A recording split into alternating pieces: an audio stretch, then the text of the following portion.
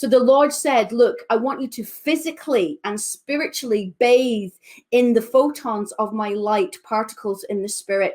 And as crazy as that sounded, it actually gets even stranger. So don't go anywhere, because we'll be right back.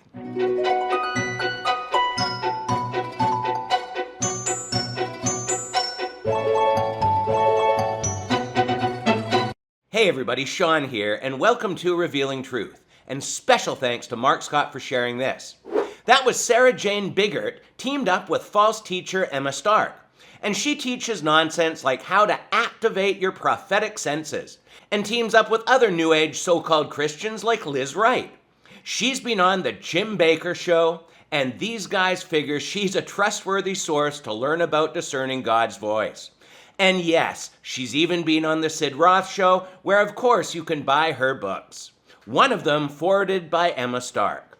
We're not going to spend a lot of time on this one, but let's take a listen to this wacky story she's going to tell us. Those who know me, I am a seer, and I do see in the spirit and have done for a long time. And just for the record, there is no teaching on how to see in the spirit in the Bible. So her books on teaching this are going to be like most products on the Sid Roth Show. Useless.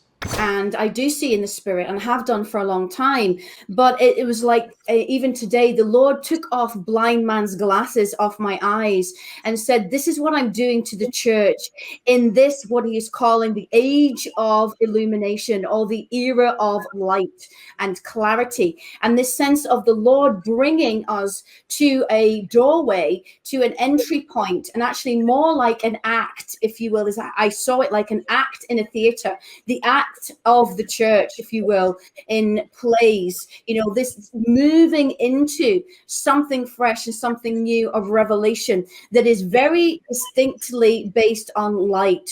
And this morning, the Lord was saying to me, actually, you need to just bathe in light. And so I just sat, and he took me with what he had called, and I'm just getting to know them, this battalion of light-bearing angels. I've only been introduced to them the last few days, but already working with them in the spirit enables us to see things in the dimness and the darkness of the spirit that we were unable to see and perceive before. And this is available for all of us as we choose to step in to this era of light. But as the Lord just said, just sit there and let me bathe you in light. What fascinated me was this word photon. Now, who's a physicist out there? This bathe in photons, the Lord said. And I'm like, I don't know what a photon is. It sounds physics to me. I wasn't great at science at school. I'm sorry, I was an RT one. But this light that is penetrating, is alive, is not just something that we see in the spirit and think, well, that's lovely, but it's actually tangible essence of light. And when I looked it up, actually, a photon is the descriptor of the particle of light in quantum physics. It's something that's tangible, but it doesn't weigh anything. So this sense of when you see sunlight coming through your window, that is zillions and zillions of photons. That's to describe that. So the Lord said, look, I want you to physically and spiritually bathe in the photons of my light particles in the spirit and be transformed in them.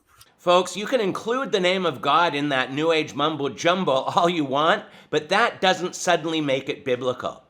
I'm sorry, but I don't believe God's talking to her on a regular basis and giving her new information about the title of this age being the age of illumination. I don't believe God took her with a battalion of light-bearing angels to do that. And he took me with what he had called, and I'm just getting to know them, this battalion of light-bearing angels. And I don't believe God told you this photon-bathing weirdness and working with these angels is available for all of us. Working with them in the spirit enables us to see things in the dimness and the darkness of the spirit that we were unable to see and perceive before.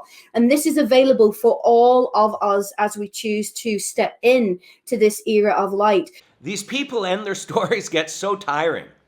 Interesting that she's having this experience with angels of light, considering we're told that Satan masquerades as an angel of light and that his servants are doing the same thing. We've been warned of people like this in 2 Peter 2:3. People that make up stories and lies to take your money. And that's all I'm seeing here. But what about you? Please, leave your thoughts on this in the comments below, but we're going to keep this short for today. So until next time, take care and God bless.